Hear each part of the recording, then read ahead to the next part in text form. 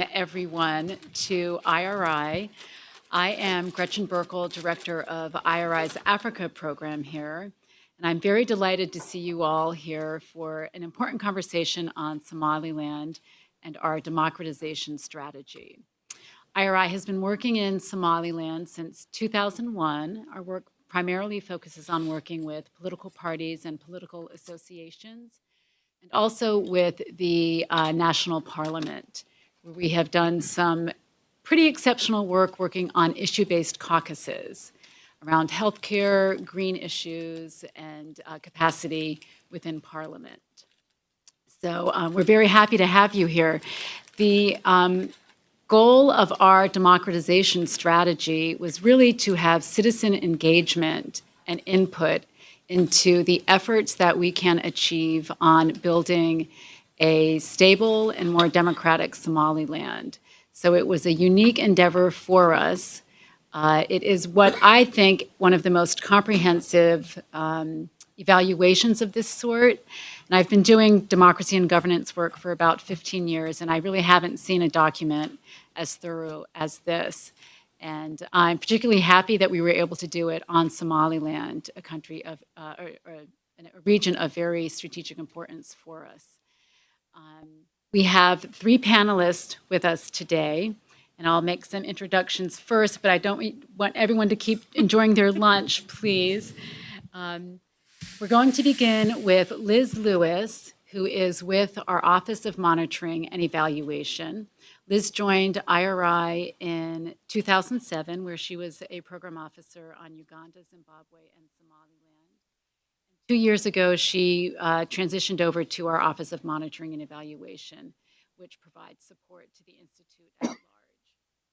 Liz studied at St. Mary's College and also the London School of Economics, and has a wide academic background in development issues. So we're happy she can join us here, and she is going to speak specifically about the methodology and approach to this study. After Liz, Dr. Pham will join us. Peter is with the Atlantic Council, well known as the director of the Atlantic Council's Africa Center. We're very happy to have him here.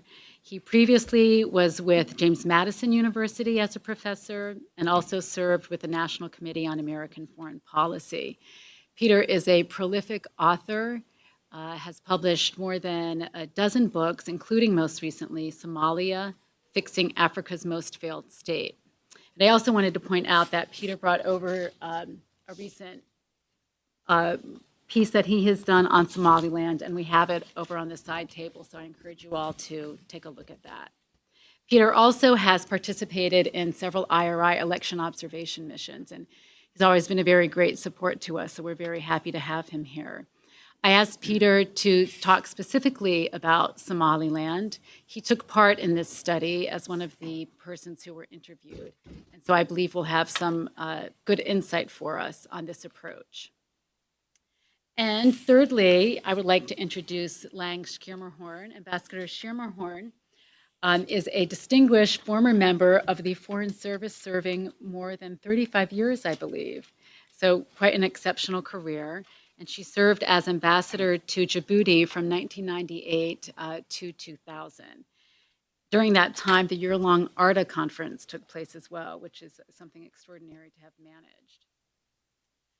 Dr. Schiermerhorn has also continued her interest in Africa and Horn affairs, serving as a trainer and advisor to various U.S. military entities and contractors, and is a known scholar in the region. And I might add, we've been delighted to have her on various election observation missions as well, and she has made a very good contribution to our efforts. I have asked Ambassador Schiermerhorn to specifically talk about greater regional issues and security issues in the region. So I invite you all, please, to continue lunch. Welcome, Jeff. I'm very happy to see Jeff Krilla here, who is a former Africa director as well. So it's nice to see him here. And I think we're just going to begin, please, and we'll start with Liz Lewis.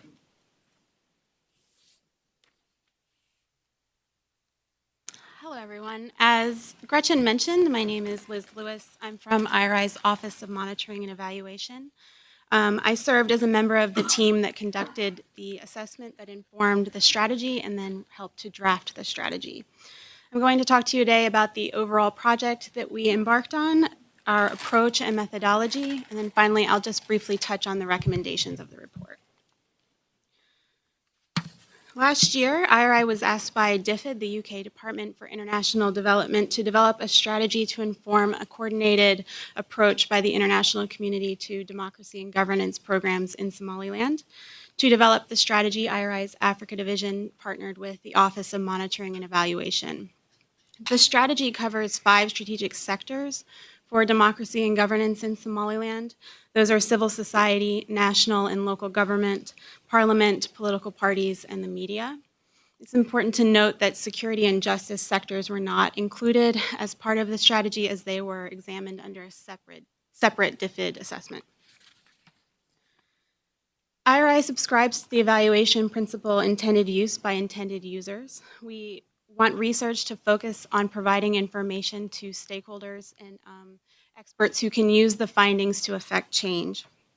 Of course, we wanted this strategy to include the perspectives and priorities of the international donor community, but we also wanted to include the perspectives of the beneficiaries of future support programs, Somalilanders themselves. Because Somaliland is not recognized as an independent state by the international community, most of the donors working on Somaliland democratization and to some extent their implementing partners are not able to work full-time in country. So for that reason, we thought it was especially critical to include beneficiary perspectives as donors don't have the day-to-day interactions with stakeholders that they would in more open environments to inform such a strategy. One of the things that we from the Office of Monitoring and Evaluation were able to contribute to the project was the design and implementation of a methodology that focused on a participatory approach. We sought input from key stakers from the international donor community, their implementing partners, subject matter experts, and then Somalilanders, of course. Our colleagues in the Africa Division brought a Somaliland-specific expertise to the assessment and provided logistical support from our office in Hargeisa. The evaluation questions that the assessment and the strategy sought to answer are detailed fully in the report, which can be found on our website. But generally speaking, we sought to understand the current state of the consolidation of democracy in Somaliland, the universe of past and existing democracy and governance programs that have been provided to Somaliland, and what, of course, should be provided by the international community moving forward. Now I'm going to talk a bit about the methodology we employed to answer those questions. We first conducted an extensive review of the existing literature and publications on Somaliland's democratic development.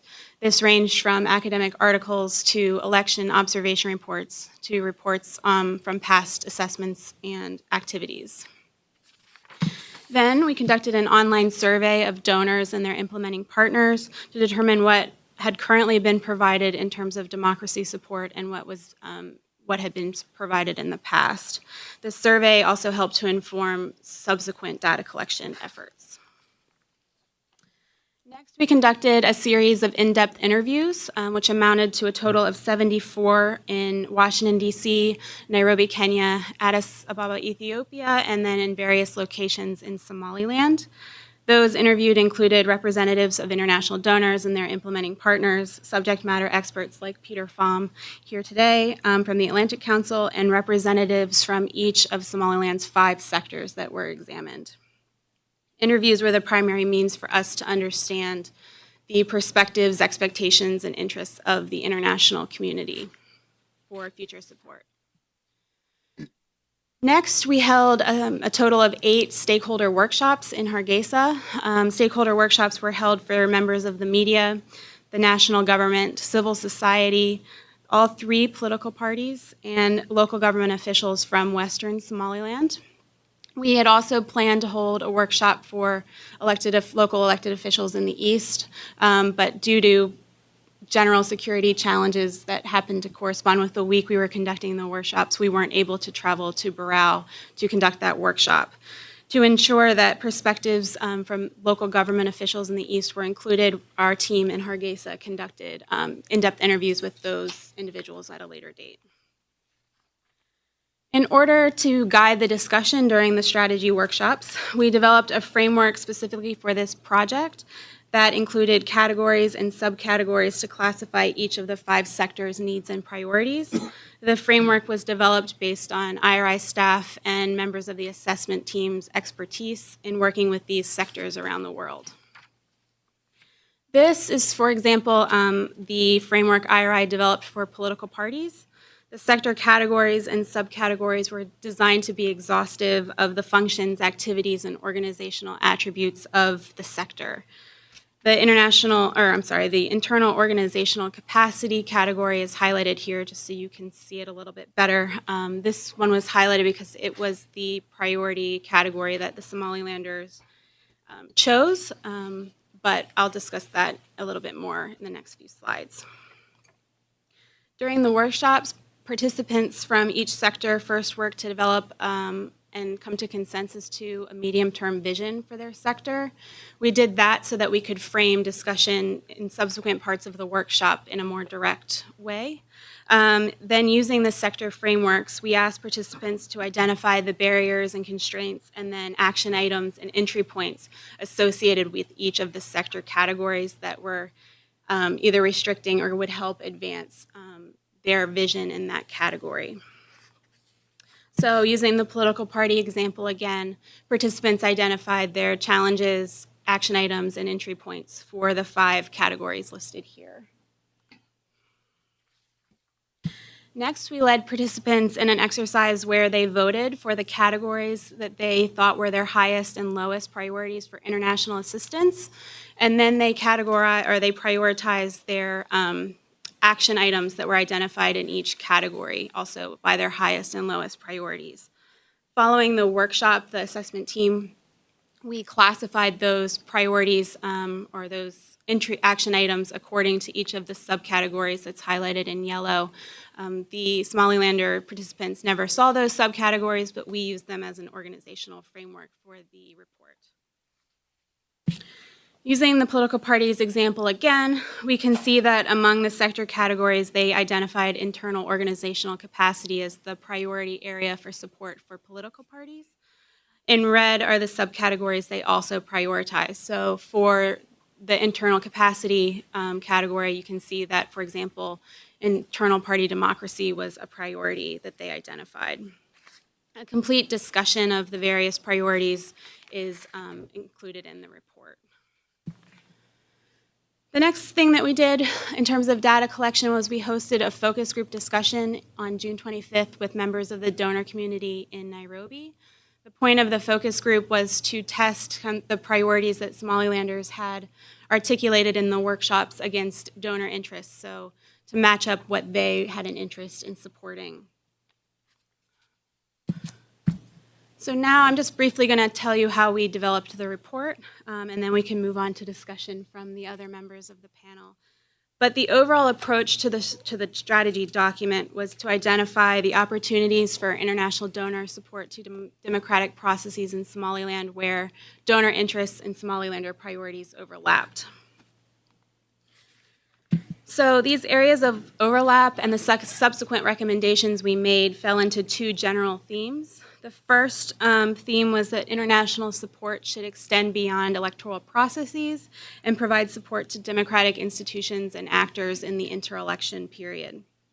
You can see that some of the specific recommendations are to, for example, strengthen the capacity of the Somaliland Parliament to conduct oversight and to support political parties in developing an issue-based agenda and national party identity that is unique to each party. Though the focus on electoral processes by the international community has started to change in recent years, IRI's USAID-funded programming, for example, is not related to the electoral processes at all. The vast majority of donor assistance in Somaliland for democracy and governance is related to electoral processes. The second theme is related to the first and that it relates to elections. It was highly encouraged that we continue to focus on supporting electoral processes in Somaliland as they are critical in its democratic development. However, instead of support focused on kind of the very short term before elections. Somalilanders and the donor community recommended that support be provided to some of the longer term structural issues associated with elections, such as voter registration and the electoral framework. I don't know if this is hard to see, but the full strategy is available on our website for you to read if you'd like. It fully explains all of the recommendations and our approach to the strategy. I'd be happy to answer any questions you have at the end after everyone else has spoken, but we'd also welcome, if you have more interest in our approach, to get in touch with our Office of Monitoring and Evaluation. Thanks. Thank you.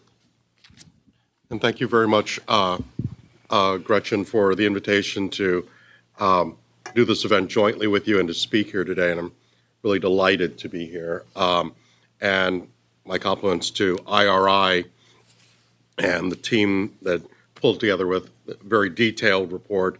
Took me a little longer than I thought to when you first sent it to me to work my way through it, but it actually was worth working my way through because I think some very concrete issues that often get papered over in the haste, as you mentioned before, Liz, before elections, where I think threshed out and some of the rationale behind some of the beneficiary concerns, I think, are well rehearsed there. I thought what I'd like to do, this report and the elections, this report really is, the way I read it, as a roadmap really for not just the next election, of course, so those are immediate on mine, really for the next, I'd like to see this as sort of the next election and the one after that. So the next 5 years as a roadmap. But in order to appreciate a roadmap, it might be useful to put this, to know when you look at the road ahead, where you've come. I think that's very important, especially in the case of Somaliland. I know many people in the room are admirers or long-term friends of Somaliland. I see Jeff here and Lang and others. But it's worth recalling a little bit of this history because it's sort of, it's remarkable that we've arrived where we are, yet there's still much to be done. Everyone knows, of course, the history of the British Somaliland Protectorate independence on the 26th day of June 1960, followed the following week by the independence of Somalia Italiana, and then the union between the two. And for those who are interested in legal arguments, Tony Carroll, our good friend Tony Carroll, another Somaliland watcher, has an excellent law review article for a while back that raises some very interesting academic points on the validity of the union itself, based on the fact that you can't sign a contract with two different texts and expect the thing to be valid, to put it mildly. But I'd recommend that site for the union. And then, of course, the union was quickly regretted as Somalilanders voted overwhelmingly within less than a year not to ratify the Constitution that came up for 1969. Mohammed Siad Barre was staged his coup and established 2 decades of progressively worsening dictatorship in Somalia. 1981, the founding of the Somali National Movement among Somalilanders. 1988, the bombing of Hargeisa by, it's the only instance in 20th century warfare, for those of you who are interested in history, where an Air Force wing took off from an airport to bomb the runway as its first target. It's the only instance of that happening in 20th century warfare. Unfortunately, they also continued to bomb the rest of the city, reducing more than 90% of it to a heap of rubble. By 1991, fortunately, the regime had collapsed of its own weight in various insurgencies against it. And then at the Burao Conference in May of that year, May the 18th, Somaliland's leaders came together and renewed their independence, which they had several decades before. Now, what's interesting is between that date, 1991, and the beginning of the kind of electoral process that we watch here, the decade, it's an interesting decade that's often forgotten in discussions. We jumped from Somaliland breaking away from the disastrous union and the genocidal killing to the elections in the ratification of the Constitution in May 2001 by 97% of the voters and then the subsequent elections.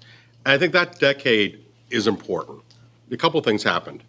First, despite Declaration of Independence, you don't get from independence to good governance overnight. We didn't have that. We had that issue in this country from the Declaration of Independence through the Articles of Confederation until 1787. But how Somaliland worked through those difficulties. January 1993, the Borma Conference, a peace charter was adopted by Somaliland's clans, a transitional charter of government. And interestingly, one of the kind of forgotten footnotes that really should be more than a footnote, the only instance in post-colonial sub-Saharan Africa, the certification that the SNM, the Liberation Movement, had accomplished its mission and should go out of business. It's the only instance of that ever happening, and that's what they did. They went out of business and, in fact, put themselves in cantonment, the military, and disarmed. UNDP at that time was supporting the effort, and they disarmed. It's the only instance the SNM didn't become the SNM party as the ruling party. We've seen that in other places, of course, ANC and others throughout. It's a unique moment that really should be celebrated and kind of recalled when we think of the development history. There are still some problems. So that there was the Hargeisa Reconciliation Conference between October and February 96 and February 97, but that set up the disarmament going. And then 2001, the Constitution approved. Unfortunately, President Igal passed away in 2002 in South Africa, but there was a peaceful succession to President Kahin, local, and then we have the more modern period, if you will. 2002 local council elections set the stage for 2003 the presidential elections. 2005 the legislative elections, which IRI led the international observation, and Jeff. And then 2010 the presidential elections. Again, IRI was there, and Lang and I were both there for that election. Carried out peacefully, democratically, not perfectly. We all have hiccups, and of course we have hiccups here, but the amazing patience of people waiting. I was out in Borma during the 2010 election, and the patience with which people waited to vote. The times at some of the polling places, we'd have gone to a circuit court and filed a lawsuit if we were forced to stand out in the sun for, people standing in the sun 30 minutes, file lawsuits in America. But patiently waiting. Elections won, and what was remarkable after the elections, and here I give credit both to the incumbent president and President Solano was elected, the peaceful transition. It occurred in less than 30 days. The winner graciously thanked the incumbent for fulfilling his constitutional duty, and the incumbent prepared the way, and it was a smooth transition. Again, not something that you see all the time anywhere in the world, especially in Africa, but to be correct, local council elections 2 years ago in 2012, and now, of course, we have the presidential. So it's been a long process, but it's one that one sees a trajectory, and I think that's the important thing, that this report builds upon a trajectory that is already there. Liz has mentioned some of the priorities that the people interviewed and the various stakeholders place on voter registration, civic and voter education, especially in between electoral cycles, strengthening the parliament so it can be an oversight body, and political party development on a broader basis to get to real issues. The problem is, I think, and my Somaliland friends in the room, oftentimes it seems to an outsider, even one who's that the debate between parties is, I can get us recognized better than the next guy. That seems to be no doubt that is the issue for Somaliland is recognition, and certainly I'm on record, and as are others in the room on record, supporting that recognition. But the building of party platforms, and something that IRI is very good at, I think is something more policy oriented, other than I can get recognition better than the next guy, would be helpful. I'll close with a strategic concern, but one I think that represents an opportunity as well. Strategic concern is, unfortunately, in the last 18 to 24 months, the international donor community has focused almost entirely on South Central Somalia. And that's unfortunate because that not only has taken resources away from what in the north, but also this drive of why can't you all get along type of oversimplification. That's something that, my view as an analyst, it's not going to go away until it collapses under its own weight. And I'm not, this isn't the forum to talk about all the problems, but we just saw, unfortunately, yesterday, yet another suicide bomb in Mogadishu, following last Friday's attack on Villa Somalia, following the week before's suicide bombing at the gate to the airport. We have a government the evidence has been assembled by the UN Sanctions Committee that the National Security Advisor to the president of Mogadishu is passing arms to al-Shabaab, and that the Interior Minister is passing arms to his sub-clan militia. It will take care. In a way, it's a concern because resources are diverted. On the other hand, my point is, one can't focus on this. It will take care. Its own weight will take care of it. Who was it that said the definition of insanity is doing something over and over and expecting the same different result? Well, 15 times over, I think most of the international community needs to be in a padded room. And after time number 16, but it'll take care of itself. Yes, it's a problem. It's challenging when resources are diverted, but that shouldn't be where we place the blame. I think Somaliland is much better, and this is where I think the report is key. It can make its own case on its own merits without necessarily having to worry too much about what's going on in South Central. And I think that's the key, is making the case, because in a way, time, I've always said, it's not a risk, it's a long-term bet. Time, I think, is on Somaliland's side, insofar as what happens in South Central happens in South Central, but if you consolidate the progress already achieved by building onto and developing these things, things will eventually, at some point, perhaps not as soon as some of us would like, but I think in the long term, that's where we'll get us to where we want to be. And without. Thank you. Thank you, Dr. Pham. Always insightful comments. And Ambassador Skiermerhorn, please. Thank you, Gretchen. And thank you, Liz. That was very interesting and certainly very thorough. And what struck me is also the cooperation with DFID. This is a very good process. And I think IRI and NDI both have had connections with other Nordic doing joint projects and so on, or doing projects on their behalf. And this is a good development. But I've been asked to talk a little bit about the regional context. And, the Horn of Africa is like the kaleidoscope, that tool with all the little colored pieces in it, and they float around, and then someone shakes it, and you look at it again, and all the pieces are still there, but they're in a different pattern. And maybe some of the bigger ones look bigger and some look smaller. Well, the Horn of Africa is a classic kaleidoscope. Every time somebody shakes it, the pieces rearrange themselves a little differently. And sometimes you have to look very carefully to see what the change in the pattern is. But anyway, I'm going to put on the table a proposition, which is that in recent years, we've all been very self-congratulatory in the international community. We have an elected government in Somalia.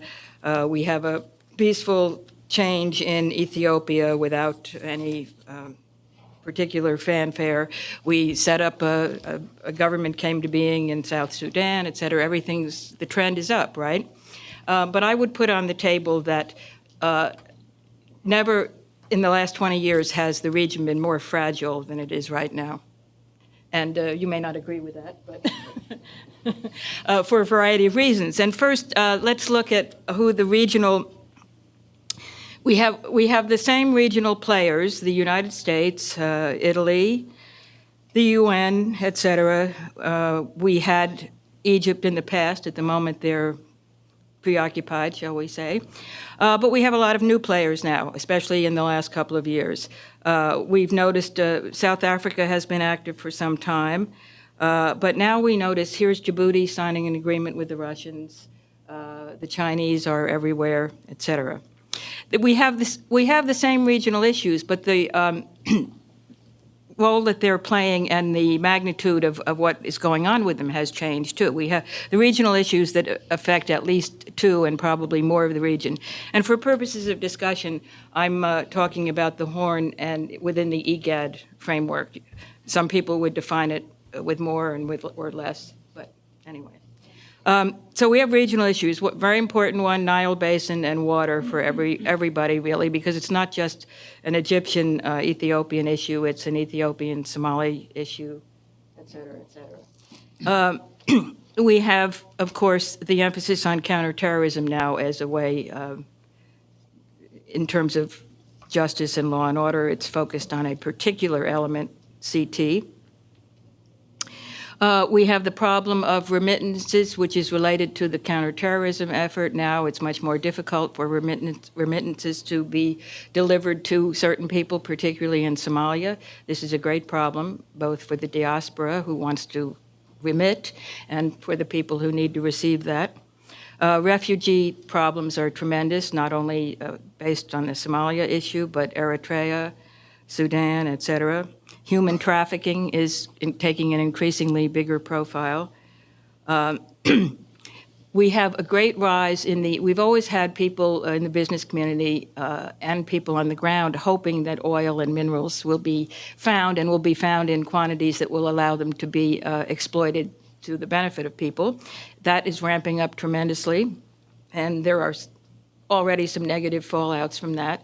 And very important will be how governments who have access to these resources organize themselves to deal with them in a way that is equitable and fair, if that can happen.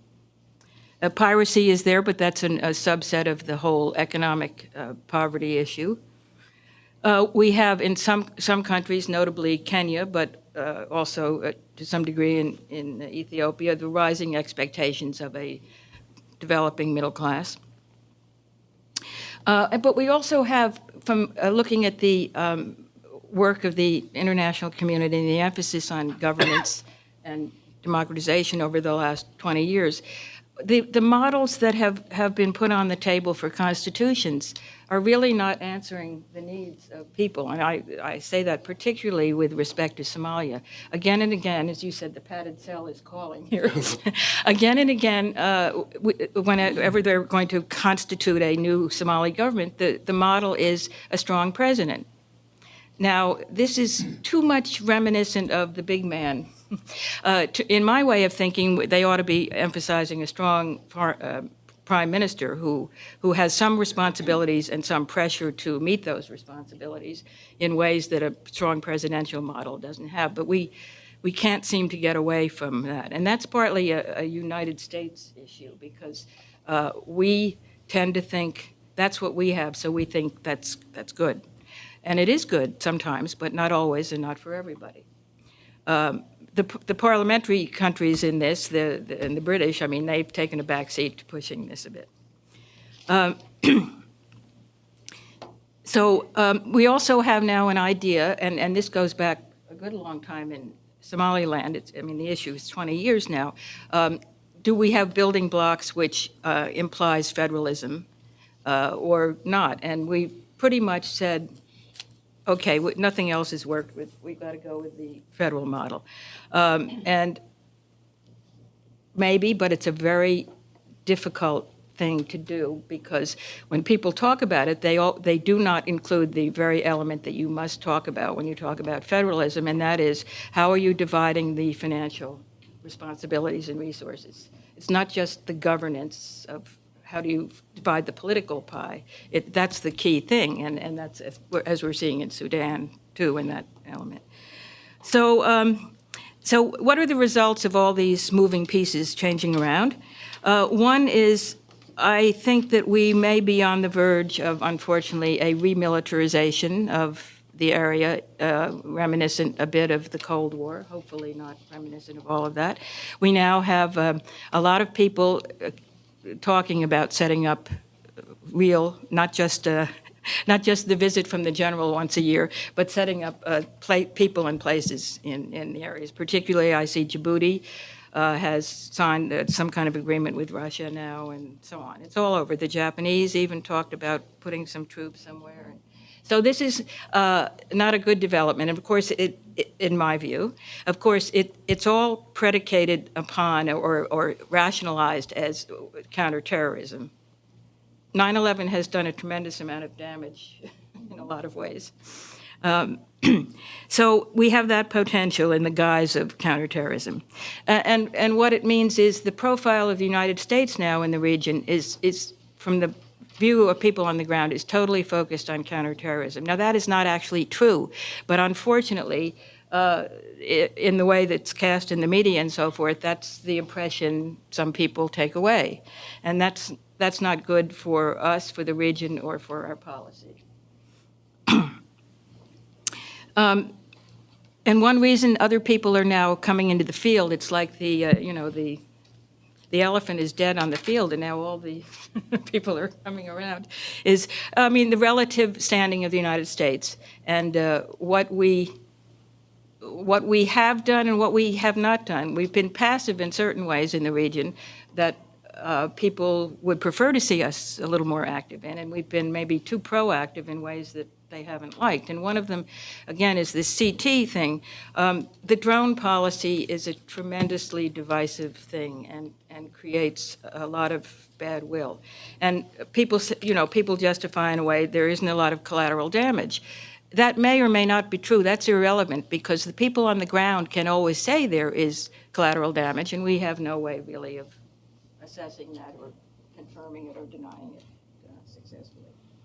So that's my proposition of why one could argue that it's more fragile. But just if I have a few more minutes, I'll go country by country a little bit. First, let me talk about Somaliland. And there's one thing that you omitted, I think, unless I missed it, Peter, and that is in the election when now president, but when Silano lost in 2003, yes, it was a very gracious transition. But what was really, really important about that is he lost by something like 80 votes, and he did not even say, I'm going to demand a recount. Nothing. He accepted it completely. I mean, no recounts, no recriminations, nothing. And that was really a model unheard and unseen, and I think that really cemented this progress and movement that Somaliland has made. So Somaliland owes a lot to Silano for setting himself apart when he could have done something different, and now for taking the helm now again when he was able to win. As I said, Djibouti is, they have garnered a lot of criticism by allowing the U.S. to launch drones from their policy, from their area. And they are now talking to a lot of other people because for a variety of somewhat, in some instances, petty issues almost, they are not happy with us. I had the good fortune to spend 10 weeks in Eritrea in 2012 and 5 weeks in 2013, and that's an extremely interesting and important place. And the policy now from the international community of isolating them is not a productive policy either. And unfortunately, that's the way it is, and it's not going to change from here, I don't believe. Although I think, if you're looking at security terms, you have to look at their location on the Red Sea, and think that this is a camel of the horn that we should have under our tent and not outside. There's no need to demonize Isaiah. He does it to himself, so we don't have to help that process. And anyway, something has to change there, and it will. Hopefully, it will be in a constructive, non-chaotic manner, but we don't know. We don't have any input into this at the moment. Ethiopia, the genius, Meles was a genius. Economic development had never gone better. Everything was wonderful, et cetera, et cetera. And when I was in Asmara in 2012, the Ethiopians were saying it was Isaias who was dying or dead, and unfortunately it turned out to be the opposite. Or maybe fortunately, because at some point, Ethiopia, here was Meles in for 20 years. At some point, Ethiopia would have had to confront, is he going to become a Mugabe of Ethiopia, or are we going to have some kind of democratic process and transition there?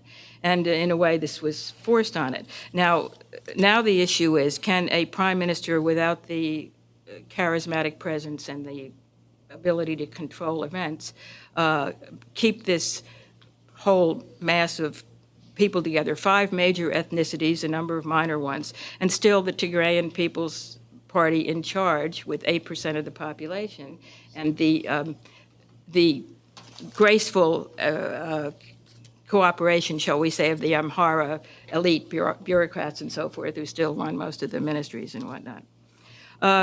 South Sudan, I won't even talk about because, anyway, we have a failed process there, and even though there's a peace process now that Ethiopia has stood up and said, I can do it, they're still fighting. Sudan itself we still have problems in Darfur, and now they're, of course, sitting back and watching what's going on in Juba and saying, what is it?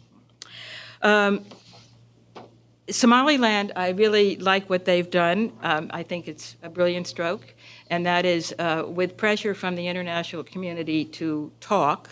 Before the idea was we're not going to talk to Somalia. We are Somaliland. We declared what we wanted to be and how we were going to go about it 19 years ago or whatever, and so we're not going to talk. But then last year decided, okay, the Turks, one of the new players, decides they want to be the brokers, and so Somaliland agreed. And I think that's fine because they're dealing from strength in doing this. There is absolutely nothing Somalia can offer to Somaliland at this point. So sit down and talk, make nice with the international community for doing it, maintain as you do. There's a lot of talking past each other. The Somalis are saying, Somaliland, our primary objective is to reunite Somalia. Now, this is retrograde because some of the previous Somali administrations did decide that was not, get that off the table because it's not getting us anywhere. Now they seem to be back with that. But it's fine for Somaliland. They can sit there and talk and say, we told you we're not joining you guys, but whatever you want to talk about, we'll listen. So that's very good. But until Somalia actually has something to offer anybody else, or you could say till even South Somalia has something to offer anybody else, anybody can talk, right?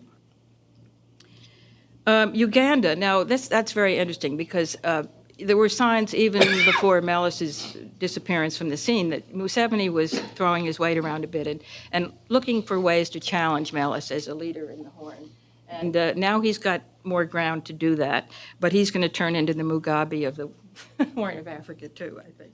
Anyway, Kenya I didn't talk about. Well, they've got arguably they're the most advanced economically and in some elements democratically, but they have this problem with the ICC now, which isn't going away as fast as they would hope. Anyway, I've talked enough, so I'll stop. Thank you.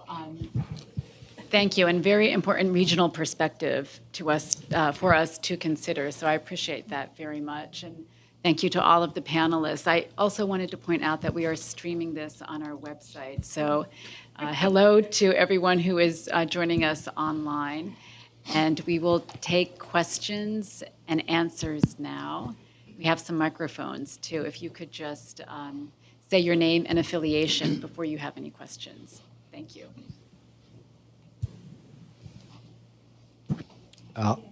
Well, thank you, IRI, and the panel here. My name is Abdul Halim Rijal, and I work for the U.S. Department of State, working with the CSCC on counterterrorism and the radicalization online. And I was born in Mogadishu, and I grew up in Hargeisa. My family, they hail from Somaliland. My question to the panelists is, we forgot one very important question, which is the education in Somalia as a country, and it's particular in Somaliland, since the discussion is about Somaliland. What we found out is that I went to Somaliland in 2011, and after a longer than 25, close to 27 years, I spent outside, and I was very shocked when I have seen traveling. Two things that struck me. One was the corruption level.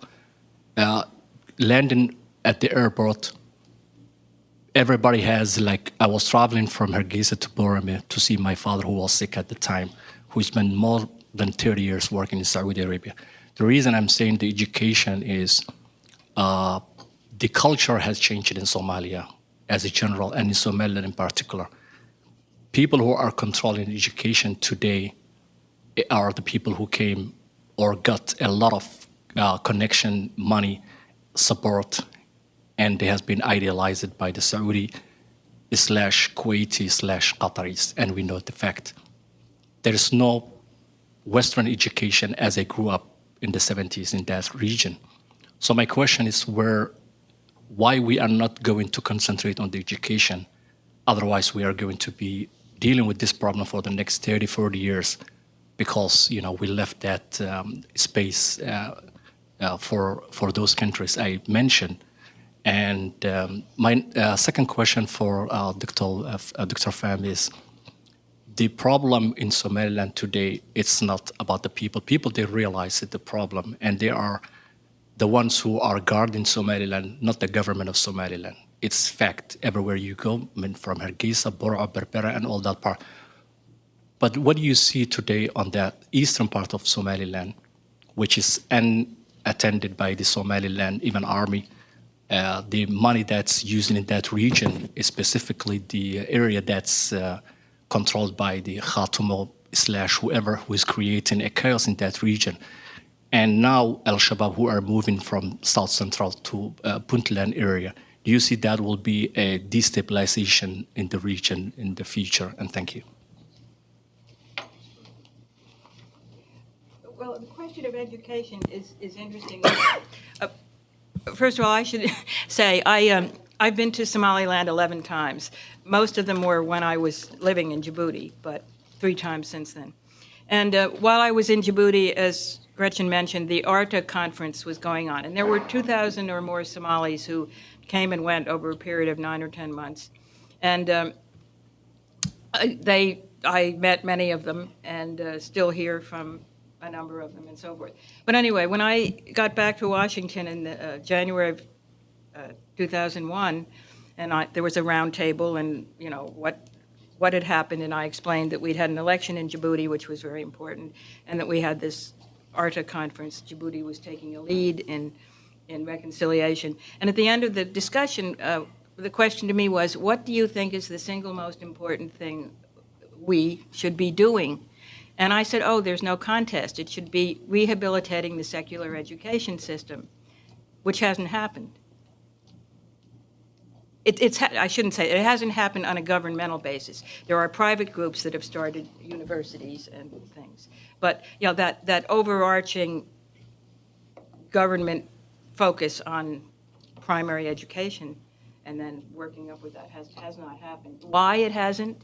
I think the international community has seen so many different needs. It's like, where do you break into that circle of need, and what do you start with? And I don't know. So I agree with you. I think that's been a great flaw in all of our approaches to trying to rehabilitate Somalia. But I can't say why, the policymakers haven't done it. I'll pick up from there.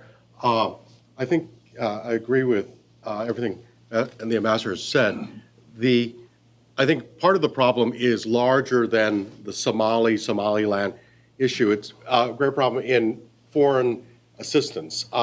The days when universities were objects of and beneficiaries of it a generation or two ago are now everything is primary education. Even our USAID, DFID, our Scandinavian partners, the French, everyone focuses on, not that the first years aren't important, but we've sort of gotten it out of balance. If in the 60s everyone was gravitating to the great universities in aid, now it's all allocated, and then universities, you have universities in Africa that, lecture halls with hundreds of students with no light bulbs and no materials, et cetera. So it's a major problem, but it's a larger problem that can really be addressed specifically. In Somaliland, as like I said, there have been some great progress made by private groups, people from the diaspora helping, but that's not enough. You also have to have a base of government policy. And not to excuse either the current government or the previous government, but they've also had revenues are, Somaliland is actually unique among African states insofar as it collects some revenues, including taxes. And here I may be showing a little bit of my U.S. partisan prejudices, but I thought one of the amazing things that President Solano did was cut the tax rate and he got more revenue by cutting the tax rate. In the U.S., we also went through phases of that where that spurred great growth, close parentheses, on domestic policy. But so there have been some revenues, so I compliment Somalia in having revenues. On the other hand, they're not enough. And when you are in a dangerous neighborhood, as I was saying, look at the neighbors, it's not surprising. It's out of whack in the sense of what the ideal proportions of spending would be, but it's understandable that a great deal of the revenues that do come in get spent on security. When your neighbor is the world's most spectacularly failed state, you're going to spend on an army, on the military. That's inevitable. Perhaps not in the proportions we'd like, but it's understandable. So there's a further challenge there. And then from there, we move to your question about the radicalization. I agree. I've been this way on and off for a decade and a half. Every time, one of the things that I most remark is the prevalence, and this is not a judgment on anyone's religion, but when I first went there, there were some people, not many, but some people wearing hijab. Now you have the full niqab, Yemeni style in some places. I mean, you literally, for my first trip, you could probably count with one hand the number of people you encounter. Now, if that's a personal choice, freedom of religion. But you're right. There's the influence of where the money's coming from, what comes with the money. I remember during period crisis a few years back, a certain nation in the Gulf sent in their aid kits included for women in the a full polyester, God help you, in the heat of Somalia. Niqab came in with the egg in the box, along with the food, nutrients, and everything else. So there is that factor, and that is worrisome in the long term, because Somaliland, yes, the greatest resource are the people, but if education is being under-resourced, those who are educating, other things come with that. And Somaliland's people are not radical; they're not extremists, unlike others. But there are extremist elements. Go sit in the, better than I. Go sit in the Mansour, and whose mosque is right next door. So I think that there are worrisome trends, and that part I think should be a focus of concern.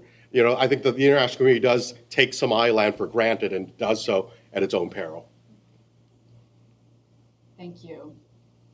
Yes, please. My name is Rashid Noor. I'm the Somaliland representative.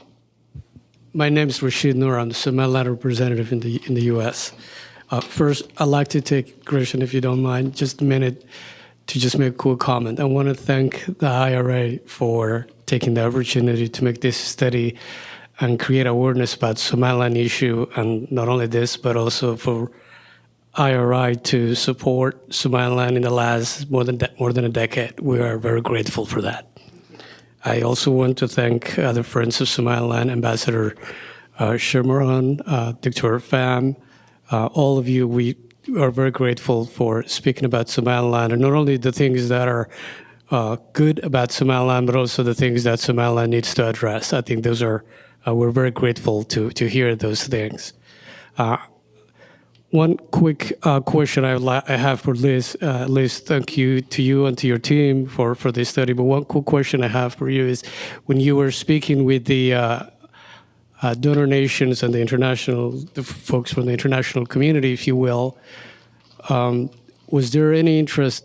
Somaliland has done elections several times now, and I believe we get the hang of how to do that, and we have been successful at that to some extent. But in my opinion, I think in the opinion of the government of Selangor, one of the things that Somaliland needs desperately, at least in the next phase, is a development support. There is extremely high unemployment in Somaliland, and was there any discussion about that, or any interest, or any mention of that when you were speaking with the international community? So I will say that aspects of development assistance obviously came up in a number of contexts within the democracy and governance discussions, namely in terms of service delivery component of governance.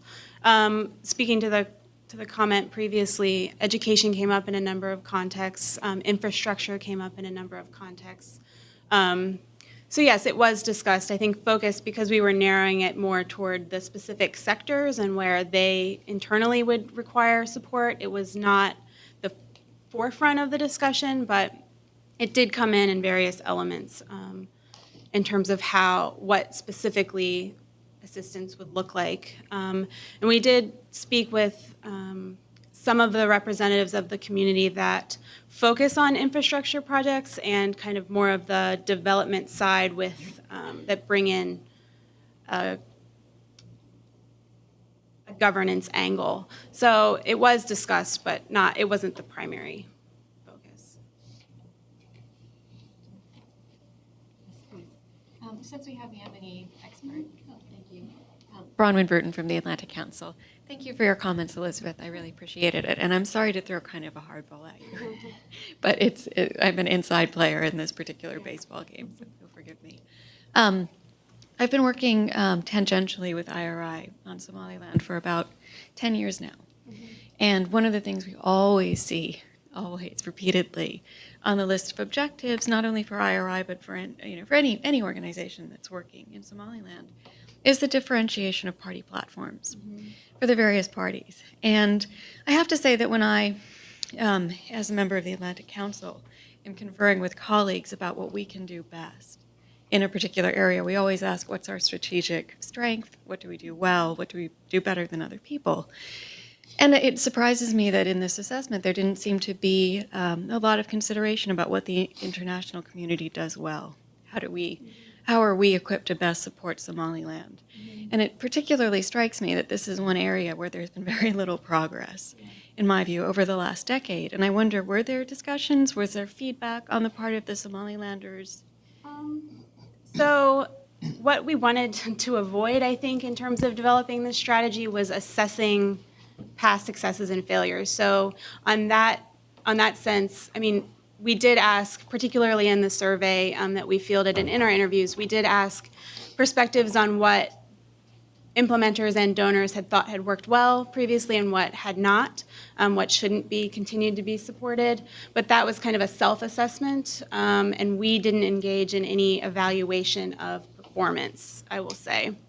On party platforms specifically, the recommendation, I think, that came out of that, it was because it was discussed by both the donor community and implementing partners and Somalilanders themselves that the recommendation was made. I think that there is or at least a recognition that the party system is not particularly issue-based at the moment. And I think where party platforms was coming into play in terms of the discussion amongst the stakeholders was that parties need to be relevant outside of a vehicle to become elected to office. And that goes in line with their connection to the parliament and their MPs and members of the executive government. So There was definitely an interest in connecting the dots between the party system and the specific issue priorities. And people, I think still there is a commitment to ensuring that parties play a role in that because I think especially in the way that Somaliland's electoral process is set up, the parties are still important. So that's where the party platform discussion happened. It was because there was still an intersection of priorities there. In terms of how well we've done at contributing to that, I don't know, maybe Gretchen can talk about it, a little bit about IRI's work, but that wasn't the focus of the scope of the evaluation. If I can throw two fingers on, I really appreciate the response because my sense a lot of the times is that when we're describing this programming or planning programming for Somaliland, we're actually talking about systems of governance that are quite sophisticated and may or may not be relevant to the way that the government currently actually functions. And it's a very idealistic way of framing the performance, and I just think it's very I want to know how those sort of the practicalities versus the idealism played out in your study. Thank you. Any other questions?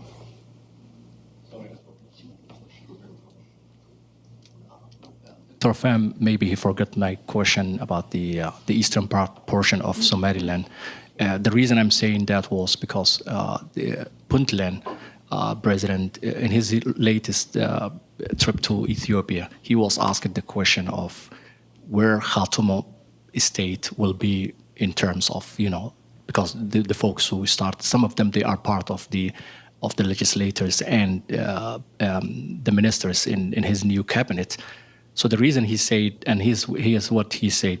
He said that the people of inside Khartoum, they have to be let to decide what they want to decide. And I think this is a very business now, specifically at this time where the South Central is very fragile, and Somaliland has been for the last 20-something years is the most stable area in the region. And in that sense, I'm asking, is specifically Al-Shabaab are moving now to the mountainous region of Galgala area? And a very quick question for IRA, the freedoms of the journalists and the media in Somaliland, as we know, it's not where it's supposed to be. A couple of folks have been put in prison, and Universal TV was shut a couple of weeks ago, I think last month. There's no media. When I asked the president of Somaliland here when he was at the Atlantic Council about the FMs, radios, the freedom of radios, one of the ministers, he said the legislation is within the parliament. I'm not sure how long it will take. Is there any freedoms that part? As we know, South Central has many FMAs for more than any other even countries, and it's not stable. So thank you. Let me take on the question. I apologize for dropping it. It wasn't intentional. Let me take on the question on the eastern part of Somaliland. I think we have to be, and my cardinal rule in dealing with seeking resolution of conflict and stability in Africa is what is realistic.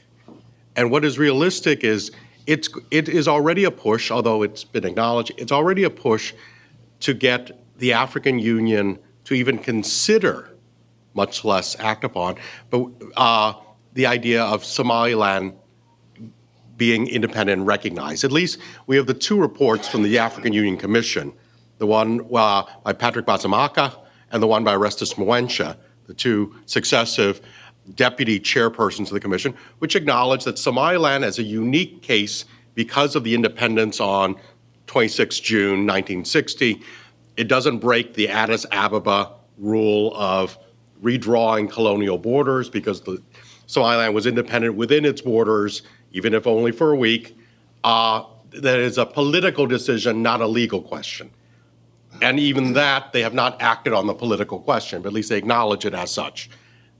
So Somaliland's independence within those borders is at least within a reasonable grasp, even still when it's a strain.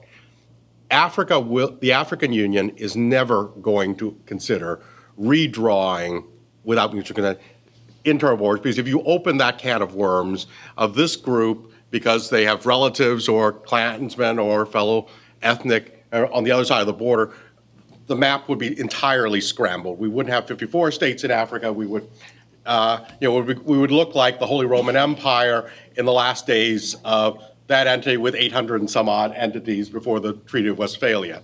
It's not going to happen. So any talk of self-determination of subunits is beyond reasonable. It's not going to happen, and it will only stir, and it will never happen. But it's unhelpful because it raises expectations, et cetera. So I think reality is that if Somaliland independence is recognized, as I hope and I believe it will be someday, it will be within the borders of the Somaliland Protectorate. Anything beyond that would open cans of worms from the Atlantic coast to the Indian Ocean, and it just won't be allowed to happen. So that's realism. Does realism equal justice? No, not everything that is, not every right can be translated into reality. That's the nature of the imperfect world in which we live, and that's just it. I think the question. On the media question, in the workshops we had with the media and then also in discussions with donors, two primary things came up with concern to the media. The first was the electoral framework, freedom of the press, and such. I think there was a lot of focus put on needing to reform the laws associated with the media. And then the second thing that came up repeatedly was journalism skills and then equipment and things to allow journalists to be able to carry out their role within, the democratic system. So I think that's contrasted with the fact that media support has been the most limited, I think, in terms of democracy and governance support to Somaliland to date. So I think that's definitely one of the areas where there's a critical need first for reform of the legal framework in terms of media laws. Thank you. My name is Saad Noor. I'm the former representative of Somaliland to the USA. My successor is sitting here. We do succeed each other peacefully.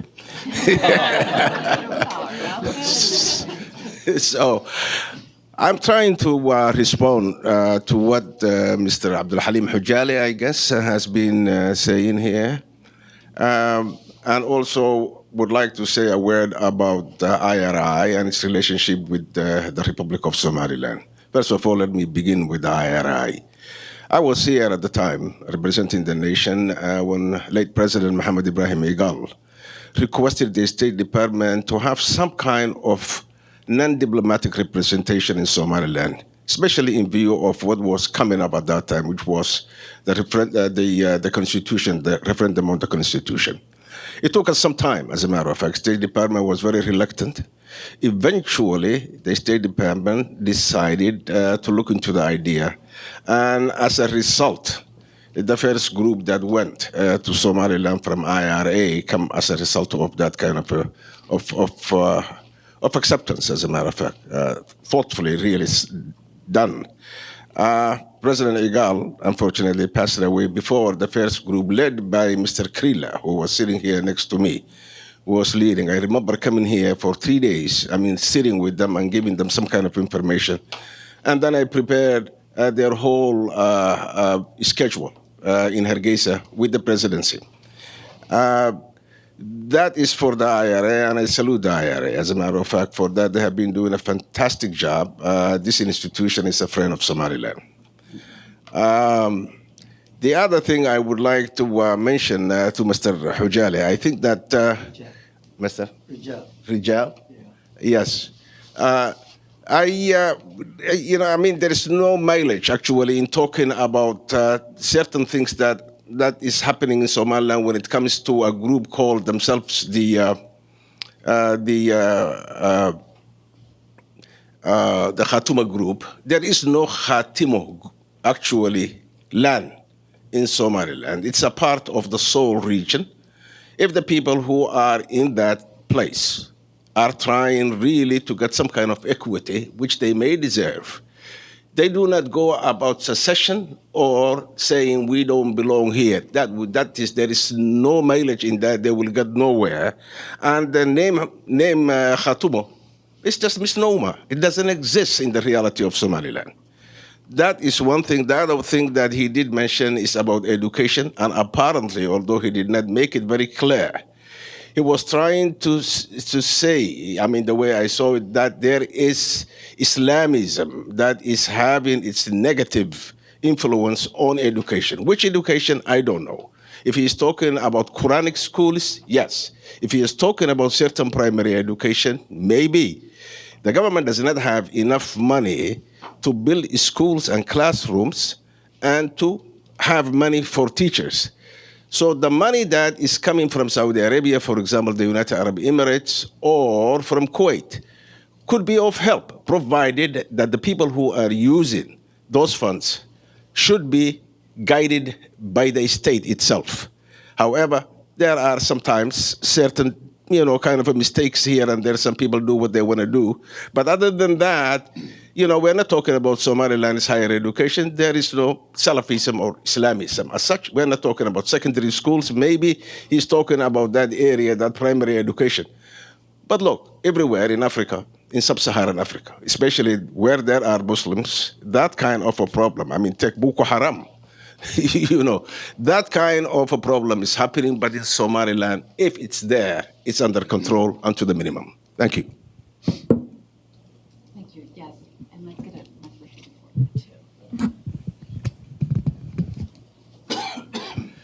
Great. Thanks a lot. Eric Robinson, National Endowment for Democracy. This is a very exciting report to come out. And I guess the question is, as we have a lot of fantastic meetings here in Washington, D.C., and we highlight all the crucial issues that need to be addressed, I'm just wondering what the recommendations that are coming out of this for action around the steps lined out in here in terms of the priorities that have been established through this survey, because a lot of things have been done. You have a lot of people who are former ambassadors, people who are in key positions at key organizations, others around the city who could use their good offices to push and make some of these things happen. Particularly DFID supported this. Education is key. Spending money on education is the cornerstone, it's the foundation. And secondly, getting the international community, but more important, Somalis, and Rashid's heard me say this on a number of occasions, the fact that a broadcasting law has not been passed in Somaliland is an absolute shame. It was a key part of the platform for Solano, for all three people during the campaign, and he completely reneged on this. And it's really hard to push out the good information that needs to happen from the state, from the civil society, and from everyone else if you only have one radio station, Radio Hargeisa. And so I think that really needs to happen more than anything. But we're all here. We all care. People in this room really care. And is there any way that this report can be used to direct our energies and the energies of people to push for the kind of brave expenditures that need to happen to reward Somaliland for where they've come right now without waiting for a firm bilateral environment? Direct us if you can over the coming months, even if you can't answer it now. Thank you. Eric, I very much appreciate that. Thank you. And just so you do know, there is a very active democracy working group in Hargeisa and out of Nairobi also with the implementing community. And DFID and USAID and many foreign donors are very active. This strategy will be discussed at a working group. So it will be in front of people who can make funding decisions and decisions on priorities. And we are hopeful that they will take the recommendations very seriously as well. We can do our work from this end as well to ensure that USAID and U.S. government officials are aware of some of the priorities as well. Thank you. Yes, please. We have a microphone coming. If I can. It's working. It's working.